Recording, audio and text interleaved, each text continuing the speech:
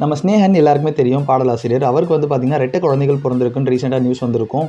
இப்போ பார்த்தீங்கன்னா, கமல்ஹாசன் வந்து பார்த்தீங்கன்னா, அவர் நேர்ல சந்திச்சு, கமல்ஹாசன் சாரே வந்து பேரும் வச்சு வளையலும் போட்டிருக்காரு. அத பத்தி தான் பார்க்க போறோம். பேசிக்கா ஸ்னேகன் யாருன்னு அப்படின்னு நெறைய பேருக்கு இன்னமும் தெரியாதவங்களுக்கு, இவர் நெறைய ஃபேமஸான பாட்டுலாம் எழுதியிருக்காருங்க.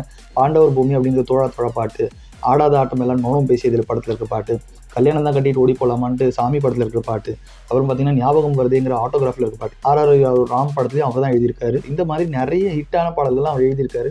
அண்ட் இவர் வந்து பார்த்தீங்கன்னா, பிக் பாஸ் சீசன் 1ல இருந்த லாஸ்ட் ஃபைனலிஸ்ட்ல ரன்னர் அப்பா இருந்தவரும் ஸ்னேகன் தான். அண்ட் இவரோட கல்யாணத்துல முதற்கொண்டு கமல்ஹாசன் சார் வந்து கலந்துகிட்டு இருக்காரு. அது இல்லாம நெறைய விஷயத்துல வந்து கமல்ஹாசன் சார் கிட்ட ஒரு ஆசீர்வாதம் வாங்குறதும், பிளெஸிங் வாங்குறதும் ஒரு வழக்கம். ஸோ அந்த இதில் ரீசெண்டாக பார்த்தீங்க அப்படின்னா, கமல்ஹாசன் சாரே வந்து மீட் பண்ணியிருக்காரு 2 பேரையும். அண்ட் 2 பேருமே அவருக்கு மரியாதை செலுத்தியிருக்காங்க. அண்ட் நம்ம கமல் சாரும் வந்து பார்த்தீங்கன்னா, சும்மா வரலங்க. தங்க வளையலோட வந்து 2 குழந்தைங்களையும் மீட் பண்ணியிருக்காரு. அண்ட் அந்த 2 குழந்தைங்களுக்குமே வந்து பேரும் சூட்டியிருக்காரு. அந்த 2 குழந்தைங்களுக்குமே ரொம்ப தமிழ் பேரா வச்சிருக்காரு. அண்ட் அந்த பேருமே வந்து பார்த்தீங்கன்னா, அப்பா, அம்மா பேர் பின்னாடி வர மாரி வச்சிருக்காரு.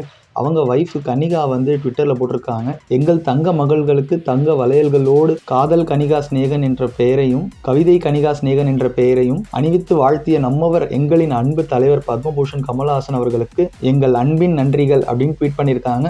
ஸோ நம்மளுமே இவங்களுக்கு வாழ்த்துக்கள் சொல்லிக்கலாங்க.